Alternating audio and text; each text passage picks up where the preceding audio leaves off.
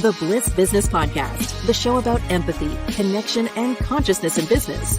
Today's episode is brought to you by Zero Company, your paid search, social media, and programmatic ad experts.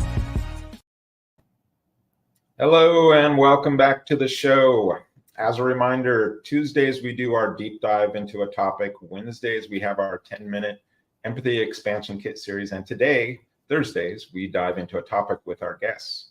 Today, we are talking about critical habits of high performance.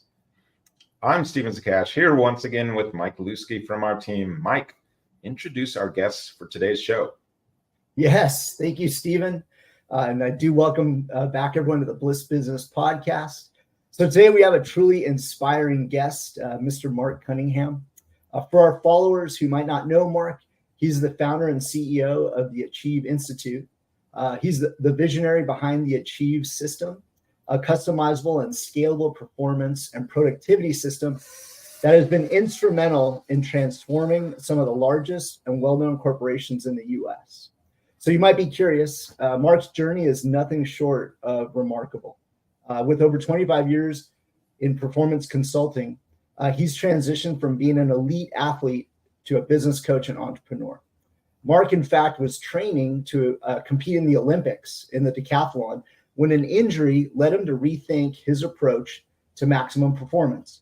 This pivotal moment inspired him to develop the Achieve system, a comprehensive set of productivity tools designed to help organizations innovate, define and drive strategy, lead through change, and then strengthen employee engagement. Before the age of 30, Mark was already coaching senior executives to help them enhance their performance. He founded the Achieve Institute to share those insights and the tools with a broader audience, helping teams and organizations achieve their highest potential for over the last 20 years. Mark's the perfect guest for this episode as his unique blend of athletic discipline and business acumen offer the invaluable insights into achieving peak performance and fostering a supportive, high-performing workplace, which I know many of you are very interested in. So to get us ready, in this episode, we'll explore Mark's unique approach to performance improvement, the critical habits that high performers have to have, and how organizations can balance high performance with empathy and human connection, because that's really what we're about. We'll also delve into practical steps for creating supportive workplace environments without compromising on productivity. So let's get right into it, Stephen, and welcome the extraordinary Mark Cunningham to the podcast. Hey, Mark, can you start? Mike covered this a little bit, but tell us what led you to create the Achieve Institute. Yeah, it's a great question, and it really was by accident. It was through major frustration as we were sharing there. I was training at the elite level, and I was getting frustrated because I was good one day and not the next, and I couldn't get this consistency that I was looking for. And then you get more and more frustrated because you like, wait, I know I can do this, but it's not happening at the level I think it should be. And ultimately, the Achieve Institute and the Achieve system came from my biggest failure, which was trying to make the Olympics, and I ended up getting hurt and everything that comes with that. So it was really from really getting underneath what were the things I did right, but more importantly, what were the things I was not doing right that would have yielded a better outcome, and what are those little secrets to high performance? So the Achieve Institute, ironically, and the Achieve system came from a failure and disappointment. And I wanted to get underneath why it happened, and just for my own sanity and my own sense of, wait, I want to understand what's going on here. And ironically, when I was learning from it, I talked to other people, and what I went through was very similar to other people. So it was pretty universal. That's really interesting. So Mark, I'm really curious, are there some critical habits that you've identified within top performers? Are there habits that might even surprise some of our listeners of top performers? Yeah, it's interesting. There's a few things where when I look at high performance, one of the things I recognize that one is you have to make a commitment to it. It doesn't happen automatically. And a lot of times, without knowing it, like when I was doing what I was doing, you're all in. There isn't like a part-time, half-time thing. It's not a dabbling endeavor. But interestingly, when I started working with big organizations, I assumed that was the case when actually it's not. A lot of big organizations fall into what we, survival mode and trying to survive quarter to quarter. And we got to hit that next number or else. And what I recognized, one of the things that was missing was that commitment to high performance. And we were coaching and helping people, and they'd get a little better and they'd say, "Oh, I'm doing great." I'm like, "Well, you're doing better than you were. You're just not in trouble anymore." And they kind of stopped taking their vitamins and stopped doing the right things. And I realized that, one, you need to get this commitment to high performance. It's a key component. And that helps align, are we doing the right things every day? Interesting. Yeah, it was really interesting. And then you start talking to me about survival versus high performance, and they realize, yeah, we're just trying to get quarter to quarter, month to month, because the real world works. It just keeps rolling over, and you have to actually personally recommit, if you will, and that actually gets alignment with people. Whenever we do this with people, unanimous people want to be on a high performing team. Unanimous people want to be part of a winning organization. So it isn't a hard ask to ask for people to say, "Hey, are you committed to being a high performing team or high performing in your role?" Because everyone wants to, but oftentimes that's the missing first piece, is that commitment and getting that piece of that. Excellent. So beyond that critical component being there, are there a few others that you look for? Yeah, it's funny. So it starts with that level, like getting that commitment. But as you said, there are these habits that are practices that what people do. Because when we ask people what is high performance, it goes very broad. Okay. And there's like 70, 80 answers, and they're all right. The problem is it's so broad and vague. Then people go back to tactics, like, what are you doing every day? And they're not looking at performance. And what we look at there's two big things that drive performance in all people, teams, and organizations, whether they know it or not. And one is attitude and mindset. Mm-hmm. And we all know that's how people feel every day. That's why engagement matters. That's why empathy matters. That's why creating strong cultures matter. So we use the analogy of, like, that's the car you drive. And that's culture, environment, attitude, and mindset. The other one is what we call your approach. And that's how you do things every day. And what we see, that approach, often people are leaving results on the table every day on how they approach their work. And these are the habits that we help foster when we work with people. And one of them, without knowing it, is wherever we go, Mike, people are running around doing things, but actually without knowing it, they're more oriented backwards instead of forwards. So Mark, now that's really interesting, because our workplace has changed radically. So I'm actually curious about these habits. Have the habits evolved as the workplace has changed? That's a great question. It's actually the other way around. This is actually the way people have been working for a long time without knowing it. The speed of change is happening so much faster, so it's much more disruptive. Used to be in a job, and things kind of stayed the same year to year, year to year, even decade to decade. And now that change is happening so much more rapidly. And what that means is, what I did yesterday is not as relevant as it was 5, 10 years ago. So that creates a kind of pressure. And what we look at in everything we do is, how do people respond to things? And when people don't have a strong future, we use something, they actually get anxious, they get uncomfortable, they move into what we call the left column, which is like feeling frustrated, overwhelmed. We have the right column is when you're on and in the zone and really working well. Well, all this change is disrupting people, and what's happening is their rearview mirror is less relevant, and now they really don't have a strong future. One of the things we do with people to get them to be more grounded and more actually effective is make sure they have a strong future. And oftentimes that's missing. And that's missing at an organizational level as well. So that is one of those key habits that we talk about, is make sure you're forward oriented instead of backward oriented. but know that the default setting, if we're not careful, is backwards. What I mean by that is I expect more of the same, so then I do more of the same, because that, and then it becomes a cycle, and we're missing, like, hey, there's a whole bunch of other possibilities out there. So we're really stuck in that, what we call the rear view mirror, instead of looking forward. And getting people to be forward oriented, you unleash a whole nother level of productivity and performance.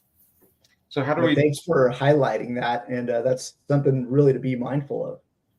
Yeah. So how do we do that? We're setting, obviously they have KPIs and things like that, but is it like more of just like a North Star for a group? What's the mechanism?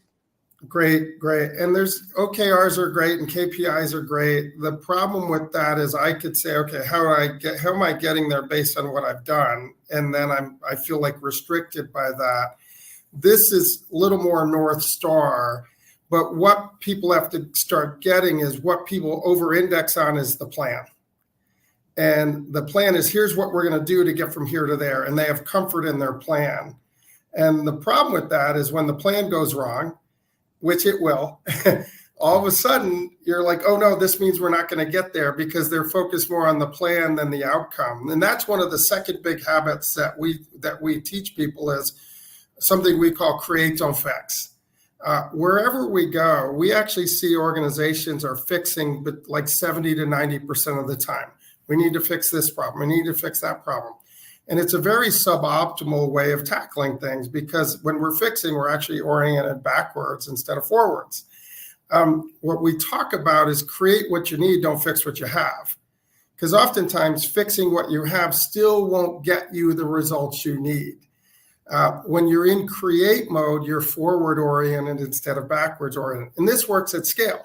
So this works with entire departments. It works with entire industries. Like literally an entire company has an approach, and we're helping them to reshape that so it's more effective. By the way, every time you make that adjustment, you take people from the left column to the right column. So now you got energized, motivated, engaged people.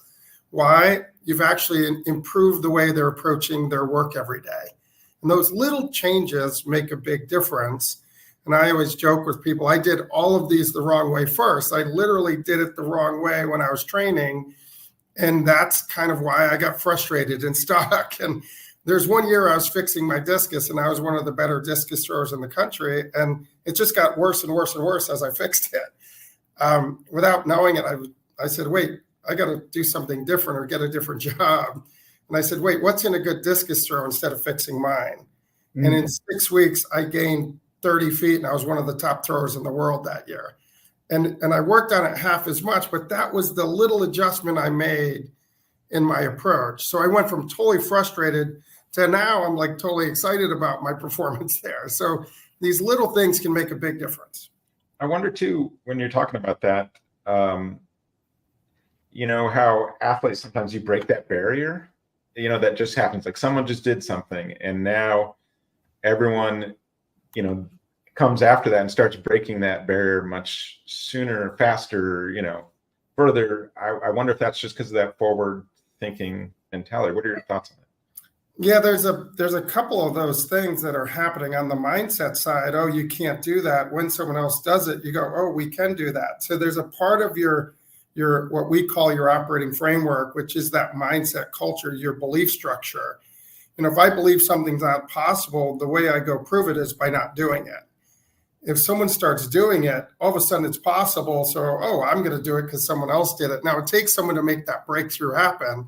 But that shifts the psyche of everyone, because you go, wait, we can do this. So then more people do it faster and faster, like the 4-minute mile and things like that. But that's the other. But the other part is that forward thinking, like the person who drives the breakthrough, they were connected to that possibility. But those other people, hey, now we know it can be done. So they may be stuck in the rearview mirror still. And so it's a very interesting dynamic. But what's interesting is these are habits and practices that people are doing every day, whether they know it or not. And that's what's neat about this, is it's actually these subtle little adjustments that you go and do. It's not just an idea. You actually go work on these things. And that's what's neat about it, because they are habits. So Mark, I actually have kind of a question for you. You know, the topic of artificial intelligence is, talked about every single day. And in your thought around, what is in a really good discus throw, you had to have access to information to that, right? To make what was that. So I'm kind of curious, with artificial intelligence today, what's your thought on its ability to either help us or hinder us to have organizations and people and teams achieve more? It's a really great question, and we get it all the time. And we're working with our customers on this because it's the thing of the moment of AI, and what we remind people is there's going to be people that do it well, and there's going to be people that don't do it well. And what we overlay is, okay, how are you using this tool? And that's very important because a lot of people, what we see, just in what I shared earlier, people are using it to fix a whole bunch of things, but it's not directionally towards something. And it's going to be suboptimal. It's going to be less effective than the people that say, okay, how do we really deploy this? But towards that optimal state of when we're working well. And one of the things that we do that's a little different isn't like optimal, like perfect, but more just in reality when it's working well, what's happening. Because things are dynamic, so that's changing. But the people that start using AI to say, wait, what does good look like when we're utilizing this tool? Use the create, don't fix. They will gradually feed that picture. You don't need the whole painting to start. You need to just know, wait, directionally, where am I going? And then you fill in those pieces of here's what it looks like when we're optimizing AI, and it's going to be changing. So what that means now is different 3 years from now, 5 years from now. What people do is they get stuck doing the same thing. Remember being stuck in that rearview mirror, if you will. Right. And they're trying to improve on the way they've been doing it versus evolving into the new way. And there's I say it all the time, it's like when you make a copy of a copy of a copy, it gets a little worse, a little worse, a little worse. When you recreate, it gets better and better and better. So that's one of those things like, hey, when we're using AI right, what does that look like is different than we got to go fix these problems. Let's throw AI at this. That makes a ton of sense. Yeah, it seems like a really key principle that has to be woven through, all the way through. So thanks for highlighting that. Yeah, and on that, Mike, we see actually, because 20 years experience, we've been able to go out and act, like witness. We actually see people have that strong direction less than 10% of the time. Mm. They over-index on plans. That makes a ton of sense. That's a I'm good thinking reminder. If you're forward thinking like that, that should be freeing for a lot of people, and and people think differently is what I'm thinking about. You have this diversity of thought, this diversity of approach, and now you're just saying, hey, this is the North Star. What if we did this, or this, which is just, more out of the box thinking, right? Is that correct in that assumption? You're absolutely right. And what we've learned is when you don't have alignment on where you're going, you have real big battles on how do we get there? What's the way? So people not fight over the way. I think we should do it this way. I think we should do it that way, of differing opinions, diverse approaches, right? When we actually, what we get people to get is agree on where you're going and then have debates on how to get there. Because there's a lot of ways to get there, and then you leverage that diversity as a strength versus it being this thing where people just keep colliding. And then that actually negatively impacts your culture because groups are fighting over the way, and then one way doesn't get their way, and then they're unhappy because it's about the way instead of the outcome. And those little adjustments really make a big difference also on just people's well-being, because we see people that are stuck at work because they're just fighting the way. And that little shift, all of a sudden they're energized and motivated. And then those debates and where things aren't working and where we disagree become just those are little bumps we've got to work through. We're all still going to the same place. Yeah, so I think that's kind of key, is that sort of connection goal, that human connection. We talk about that a lot. How do you solve those problems of like high performance at all cost. And, this is where I guess, a sociopath could just run through everybody in whatever the system's set up, right? So how do you deal with that? Yeah, so we always stand on what we call it a point B, as you see behind me. And point B is like, where are you going? And North Star point B, it's simplify things. But what we start with is, when we're winning, and the key word there is we're, right? We are winning. We are winning. When we are winning, what does that look like? Is that when I'm winning? Because our goal, a high-performing organization, you get the most out of your entire organization, not just a few people in your organization. And that's that's when you start to really leverage the full capacity of your workforce. When people aren't engaged, you are leaving performance on the table. You may be hitting a few KPIs and a few targets along the way, but you are not getting the most out of your workforce, which means you are not you're not firing on all cylinders. You're not delivering what you could be delivering. There's more that you could deliver. Yeah, I want to underline almost the importance of that, because you talked about the we aspect. And I think that's where a lot of companies kind of get into trouble, because you're just so focused on, the KPI or the shareholder value or something. And this is how they end up going sideways with their systems, is because this is the only focus. It's not thinking about what's the we. So the we is the employees, the customers, and the shareholders, right?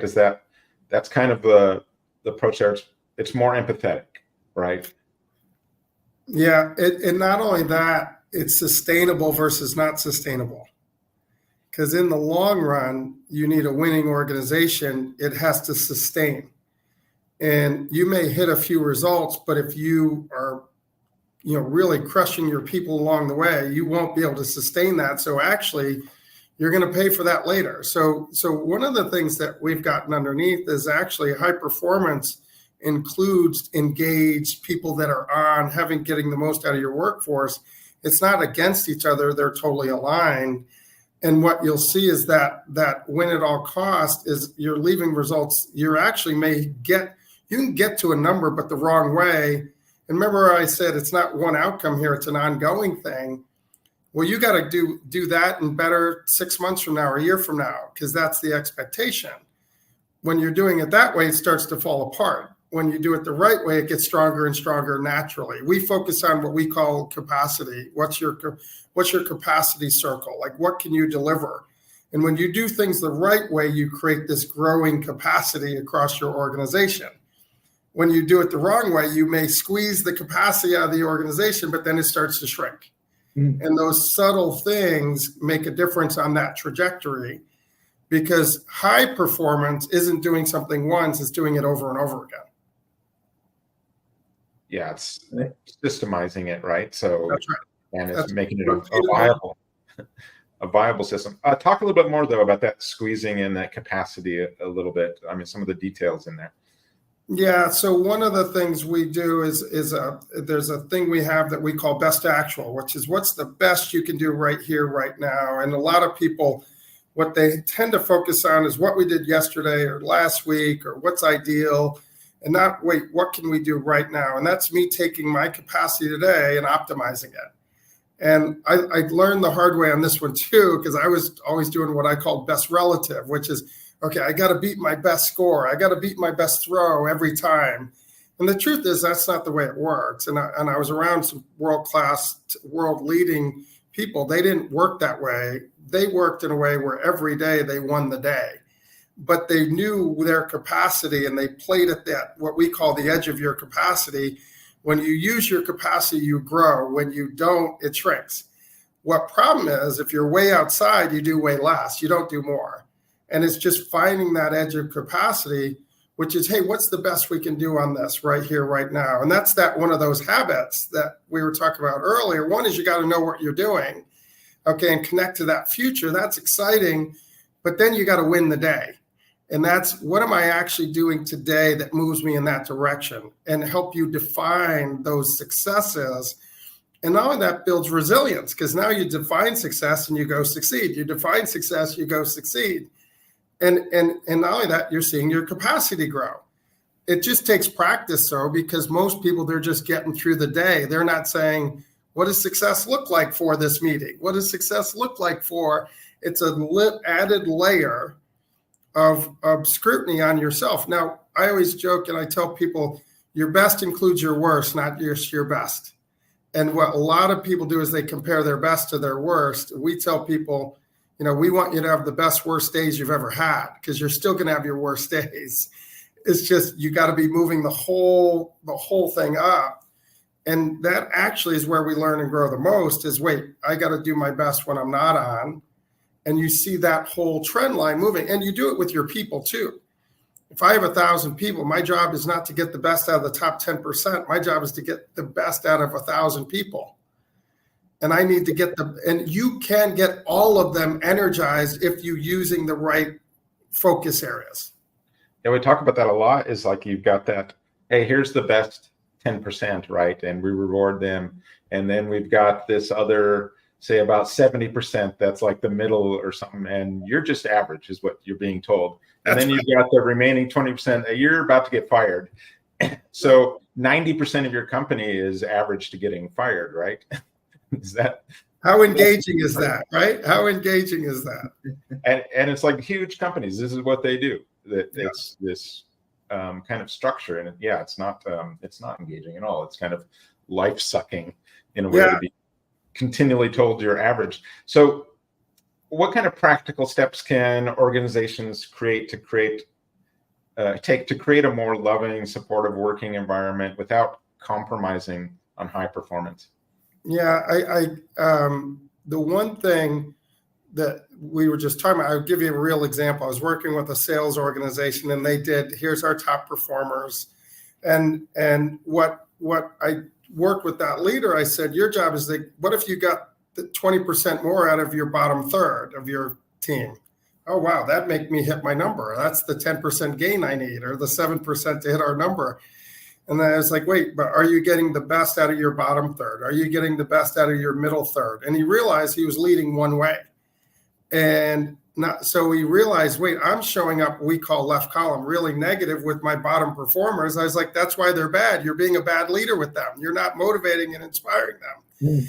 And what we got them to get is, wait a minute, there's so much productivity on the table with that 90% you were just talking about. And if you just tap into that productivity, you unleash a whole nother level of results. That group we worked with, within 2 quarters, they went from the flat, we're going to, keep pushing people to saying, wait, let's get the most out of the whole team. They were up 33% year over year in 2 quarters and 75% in 4 quarters with the same people. And it is really powerful when you get the most out of everyone. And I go back to my track days, because I like to bring it back to my reality. I was actually learning. I didn't start till late. I didn't start till I was 22. I did other sports, but the decathlon started late. But so I had to learn things fast, and I was learning how to throw something, and I thought I was doing it right. And I was like, you're doing great. Then I got with a coach that really knew what they were talking about. And he's like, oh, it's terrible. And I'm like, really? It's that bad? He's like, you're using just your upper body. You're only using 20% of your body. So he retrained me how to put my whole body into it, right? Came back 4 months later, I was world class. And I was using 80, 90% of what I had instead of 20%. And the results were just, literally went from mediocre, not relevant, to world class in 4 months. That's what you can do when you tap into the full potential of your workforce. Yeah, I think that's a great analogy. It's just like, you're just all arms or something now. That's right. And that's just such a small part of your body. How do we get these other parts of your body engaged? So you think about that as the overall corporate, organization. And you're just throwing with your arms. If you're just, rewarding that top 10%, you're not looking at these other areas. I just want to underline that, just because that's just a huge problem, is for these companies that kind of act that way, and you wonder why your staff isn't as engaged, or your engagement scores are really low. it's because you're just throwing with your arms, essentially. That's right. The rest of the body's not engaged here. No, I think we know too. Oh, sorry. I was just going to say, to take that analogy a little further, I think we know too that eventually your arms are going to give out, right? There's going to be some kind of injury, and yeah, and not only that, you're like, it's hard. Okay, when you're doing it the wrong way, it's hard. Yeah. Okay, it's heavy and it's hard and it's difficult. When I learned the right way, it was easy because everyone was in sync and in flow. And that's one of the things we learn about high performance. It's counterintuitive. People think to get better, it's got to be harder. The irony is, and this is why what we do sticks, is it's got to get better, it's got to get easier because you got to work smarter instead of harder. You know, we're not asking the 10% to give 20% more because that's where your results come from. We're saying, keep giving us your best, but we're going to go get more. Now, ironically, one of the things we learned is the top 10%, some of them were just more talented and they weren't giving it their all yet. So they actually weren't optimizing the entire group, right? So it was a real learning. And you asked a question, what can we do to help drive this?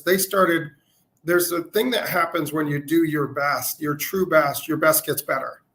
So what this leader started to recognize was progress, not just results. So if you were getting better and better, that means you were giving it your all. And then because there's a phenomenon that happens when you use your capacity grows. And so what he started to recognize was, okay, here's our top A players. Great. We got to still do that. But here are these other people that improved by 10, 15%. That meant they were growing, they were getting better. Now, everyone wanted to get better and better. Do you have issues, and how do you overcome them when it comes to resistance on what you're talking about within, leaders? So we just gave a good example, an analogy, but I'm sure you face all kinds of resistance. What do you do?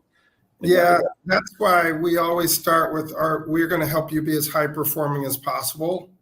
And always we anchor it back to their metrics. We call that what's your air, water, food? What are the things you have to win on? Well, we're going to help you be high performing there, but you got to think and work differently or else you're going to keep getting the same results. The definition of insanity is doing the same thing over and over again and expecting different results.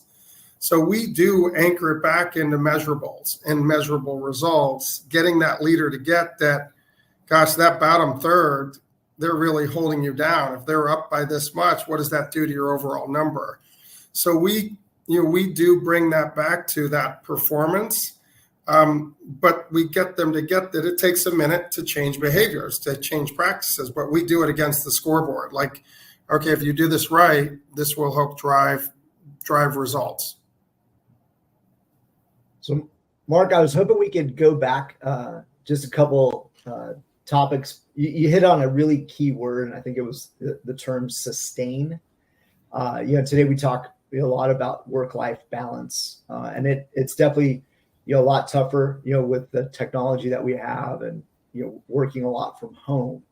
So I'm curious, how do high performers manage to sustain the balance between that productivity or not compromising on the productivity? Mike, it's a great question because so often we confuse activity with productivity too, and performance. And because this is why it's different now that you're always accessible. You can always be reached by any device. There is no off time. Things are always moving, and the change is happening fast too. But think of that accessibility component. And this is why that commitment to high performance matters, because we don't want to commit to working harder because there is that point of negative returns. Like working harder, you literally get worse and worse and worse. And I did that as an athlete where I was working the hardest and I was getting injured. Because why? I was doing too much. So, and my coach, who was one of the elite sprint coaches in the world that I met with later, is you're not measured on who's working the hardest. You're measured on who's running the fastest. There isn't a test, but you worked really hard. And that's why anchoring in on your performance is key. That's why a big part of as an athlete, your downtime is part of your job. Like you have to get good rest. You have to get, you got to get away from it. You got to do these things that actually make you get stronger and feel better. Because if you just wear yourself down, your performance is going down. And that's why we often see people, they're looking at activity, not productivity and performance. Right. And it's like, what's that right balance and listen, we can all grind out a tough week, but we don't live in weeks, we live in years, right? So it's like, you can't sustain that. That's a sprint, right? But if you sprint, but you're in a marathon, you're going to crash. You've got to sustain. You got to say, what works for me? And that's where it's customized. Like, what works for me? What works in this organization? And we talked about culture earlier. We talked about mindset, but there's organizational cultures too. And one person may fit great in one culture, but then they're in a culture that's not good for them. And that's okay. It's just, we were talking about getting the 100% from there is a 5 to 10% that they're in the wrong job in the wrong company. And the best thing for them is to figure that out and go to a place that's good for them. That's career development is, I'm not good at this. I need to go over there. But it same works with culture too. So that is important, Mike, in terms of how you feel. But you got to find what is driving the best results, not I just need to put in more time. Right. No, and I find too that allowing for recovery and actually coming to the realization that you need that is one of the toughest things. And I think now as I've gotten older, I almost realize it, because I used to be able to run day in and day out. Yeah. And time catches up with you. And it's so hard to have that mindset of that you can't go do this again, the very next day at the same level. And so I just find even allowing yourself to have the sense that, hey, I need this recovery is tough sometimes to even come to grips with. But I think your point about capacity shrinkage is a good motivator in thinking, I'm going to get worse if I keep pushing, right? So it's a really good point. Long-term goal is my capacity keeps growing.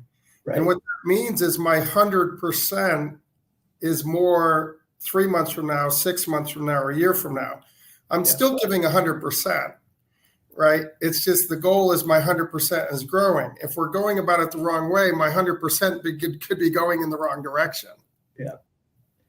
I always think about, as a leader, the more you take on stuff, the more work you have to do, for yourself. And I think probably the same is true for the organization, right? The more you take on, the more internal work you have to do for yourself. So for thinking about that, what does like the ideal client look like for you? What stage of their business life cycle are they in? Where's your sweet spot? It's interesting. We are pretty broad with our clients because we deal with the people side, and there's some basic things that most clients don't do well that we can come in and help. So pretty broad in which we work. But there are certain things where we're really helpful, like when innovation transformation, when changes, like we're going through a big transformation. People don't do well with that. And we help give a framework to help people make these turns and organizations make these changes better. That's why we've grown a lot just since COVID, because that change and transformation has accelerated. So we have, 25, 30 new logos just in the last few years. So just from that one. The other is new organizations as they're growing. New or mid-size as they're growing rapidly, because they have to evolve faster from a cultural standpoint. And what got them to that point isn't going to help them. They got to recreate what good looks like. Then the big ones, big organizations are a little stale, like they've been doing things the same way. They use us to kind of break their old cycle of doing things. So those tend to be three very different, but it's for different reasons. Our tool works very well. Yeah, it's interesting. We talk about here, building love into scalable systems. And we talk about there's that stage of growth where you're scaling, right? And then you got followed that up with typically is a system stage where you start systemizing stuff. And so if you start systemizing the wrong stuff there, things go sideways, on scale, basically. Yeah. So that just brings me to this question though. When people say, the business is business and that's it, what do you say to someone who says love doesn't belong in business? Well, I think I don't agree with that statement for a lot of different reasons. Because first, I love what I do, right? So I go to work. When I love what I do, I'm going to work at a different level if, oh, I got to go to work. So, just getting to a place where you love what you do will elevate your own personal, like how you show up every day and the way in which you're passionate about what you do or not passionate about what you do. By the way, when you love what you do, it's easier to do it.